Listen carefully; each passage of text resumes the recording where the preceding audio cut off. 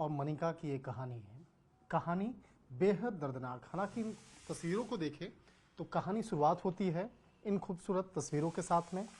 साल 2016 में इन दोनों की शादी होती है। उसके बाद घर परिवार में एक बहुत ही खूबसूरत सा एक माहौल होता है। घर की ये तमाम तस्वीरें ये देखी जा सकती हैं। बहुत ही खुश होकर शादी और शादी से जुड़े हुए तमाम तस्वीरें पड़ती हैं। धीरे धीरे वक्त बदलता है। इस वक्त के साथ साथ इन दोनों के परिवारों में जिस तरह से बाकायदा तनाव होता है, लेकिन ये कहानियाँ, इन तस्वीरों को अगर देखा जाए, इतने खूबसूरत इन तस्वीरों को देख करके अंदाज़ा लगाया जा सकता है इन्होंने कभी सोचा भी नहीं होगा कि इनका अंत इतना बुरा होगा। पुनीत के चेहरे पर वो तमाम खुशियाँ, तमाम आशाएं वो दिख रही हैं। शादी के वक्त की ये तस्वीरें हैं। परिवार के सदस्यों इस तस्वीर में दिख रहे हैं जो बेहद खुश और आनंदित नजर आ रहे हैं। लेकिन साल 2024 के अंत में जिस तरह से एक ऐसा दर्द इस पूरे परिवार को मिला है जो कभी कोई भूल नहीं सकता है। इन तस्वीरों को देख करके समझा जा सकता है कि परिवार के सदस्य कितने खुश रहे होंगे और अचानक साल का आखिरी दिन यानी 31 दिसंबर का जो वक्त है इस पूरे परिवार के लिए परेशानी का सबब रहा। घर के तमाम जो लोग हैं जिस तरह से आज गम में डूबे हैं और गम में डूब करके आज हर कोई इस तस्वीरों को याद कर रहा है और पूरे परिवार के सदस्यों को देखा जा सकता है किस तरह से आज वो उस समय को याद कर रहे हैं। और अगर बात करें जिस तरह से पुनीत की बात करें, मनिका की बात करें, साल 2016 में उन लोग की शादी होती है। बहुत कम उम्र में, बहुत ज़्यादा उम्र नहीं कहा जा सकता है पुनीत की।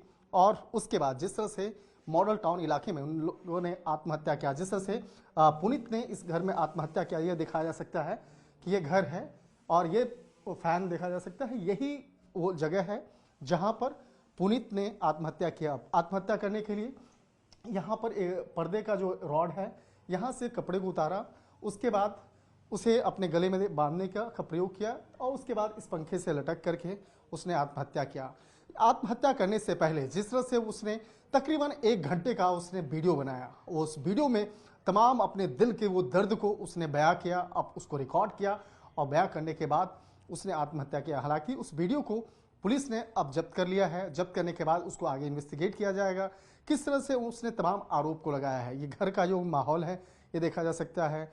ये कुछ मेडल्स जो हैं, बेस्ट एकेडमिक परफॉर्मेंस का अवार्ड पुनीत खुराना को साल 2008 से 10 वो देखा जा सकता है। बेकरी इंडस्ट्रीज़ जो इससे जुड़ा हुआ है ये देखा जा सकता है। पूरा घर में जिस तरह से खुशियों का मालूम था, लेकिन पिछले साल 2 साल के अंदर में काफ़ी जो तनाव की स्थिति हुई, जिस तरह से पुनीत का अपनी पत्नी के साथ में तनाव हुआ, उसके बाद जिस तरह से वो इस कदर परेशान हो गया कि उसने आत्महत्या करने की सोची और जिस तरह से साल के आखिरी तारीख में जिस तरह वो आत्महत्या किया, उनके परिवार के तमाम जो सदस्य हैं यहाँ पे उनके परिवार के सदस्य, हालांकि बात करना भी आज उनसे उचित नहीं होगा, लेकिन एक तरह से कहा जा सकता है कि साल 2024 के अंत में ये पूरा परिवार आज गमज़दा है।